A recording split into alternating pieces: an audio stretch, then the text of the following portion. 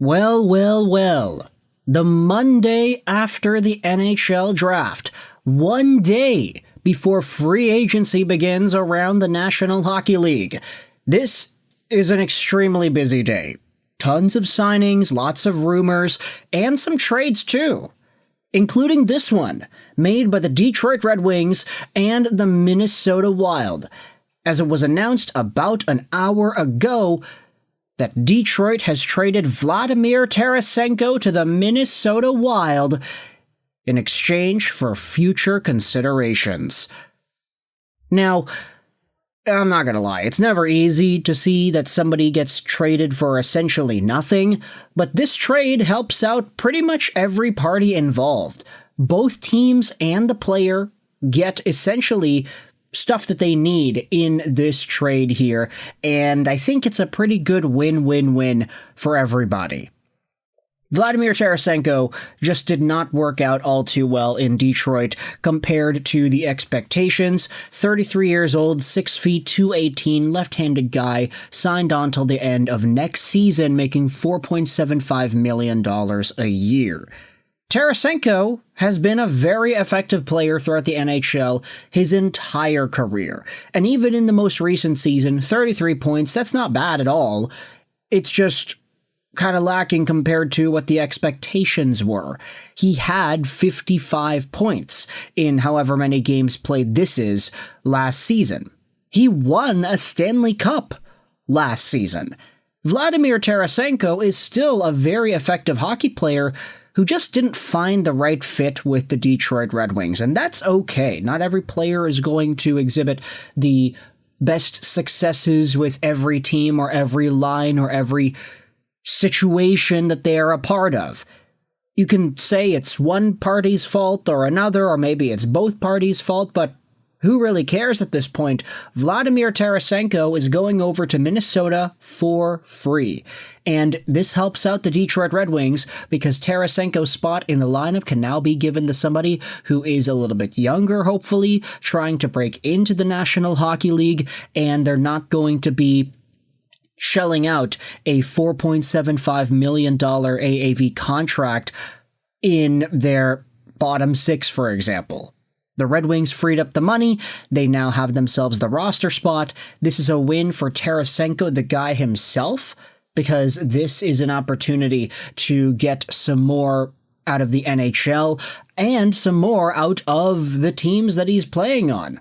If Vladimir Tarasenko is suiting up alongside of Kirill Kaprizov, I actually do think there's a lot of chemistry to be had there and ultimately could be a very good revival of this guy's career. Tarasenko is in that caliber of player where if he bounced back next season with let's say a 25-goal, 50-point year, I don't think I'd be too surprised, honestly. All it takes is the fit and for Tarasenko to start feeling good about his own game to be super effective.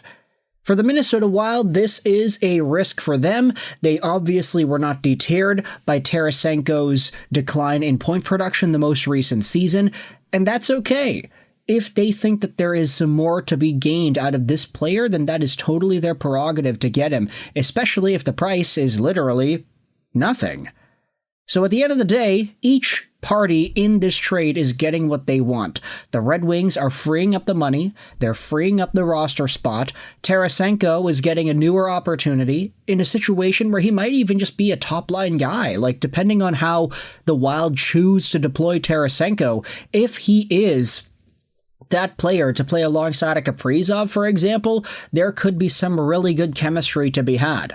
We know that Tarasenko is still effective. He was effective last year. He literally won a Stanley Cup last year. He had 9 points in 24 games in the playoffs last year. You might scoff at that number, oh, he's half a point a game, whatever. Yeah, but he was depth on that Florida Panthers team. Technically, there's just so much love for the Florida Panthers in terms of how they build their rosters and what they're capable of doing. Tarasenko just was one part of that organization. But you take a look at it, I mean, there's a reason why, very big reason why, teams consistently keep on trading for this guy. From his 82-point season in St. Louis what is that, 3 years ago. It's kind of skewed when you think about it because, oh yeah, like he had all these teams, but nah, he had 82 points in 75 games just 3 years ago and was a point per game in the playoffs. The year after, playoff rental to New York. Signs in Ottawa, playoff rental to Florida. Signs in Detroit, has a down year, and now he's going off to potentially greener pastures with the Minnesota Wild in 2025-2026. There's a lot to like out of the profile of Tarasenko. It's why this guy consistently gets jobs around the NHL. It's just good for the Detroit Red Wings because it wasn't really a fit, and I think it's talked about here in the comments. Yeah, didn't have to ship a pick. Big cap relief here. Really big trade just for Stevie Y to get some money. And with that in mind, tomorrow just got way more interesting. Who knows what the Detroit Red Wings plans are going to be now that they have just freed up $4.75 million in salary. No wonder a lot of Vancouver Canucks fans were ticked off when Evander Kane got signed on. It's because he's making a lot of money too. Okay, this is what I'm thinking about. Everything relates to the Vancouver Canucks at the end of the day, right? But I honestly do think that Tarasenko is for sure good enough to bounce back with Minnesota. He just has to feel a little bit more secure in his spot in the lineup, and the Wild have to play him in a more favorable position, I would say. I'm not saying that the Red Wings didn't play Tarasenko in a good spot. I mean, they did give him minutes. I mean, it wasn't many minutes, but he was a 12, 11, 14-minute guy towards the end of his time with the Detroit Red Wings this previous year. Earlier on in the season, I mean, it was just kind of always in that territory, right? They didn't really give this player all too much to bite off of. But if the Minnesota Wild have that spot in their lineup, then hey, be my guest. Let's see what Vladimir Tarasenko is capable of doing. I'm going to go and look at the Minnesota Wild lines. Let's just try to find a fit here. Kaprizov, Rossi, Zuccarello. Okay, well, you could say goodbye to Rossi. That guy's probably going to be leaving soon. Tarasenko on the third line here, too. I don't know, man. I think you're probably missing out on trying him out with Kaprizov. That's just really where I go to. I think about the Russian connection here. Hey, maybe even try Yakov Trenin. Get a 3 Russians line going in mini between Kaprizov, Tarasenko, and Trenin.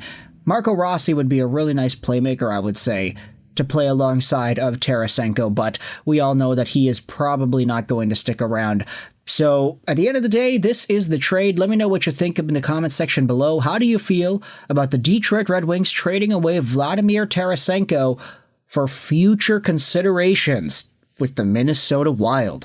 Wild fans, I think y'all should hopefully be a lot more optimistic about this than maybe some Red Wings fans were last year when they had acquired Tarasenko at the beginning. I know there was always a little bit of doubt debating whether or not Tarasenko was really needed on a team like Detroit, but now he actually has a spot.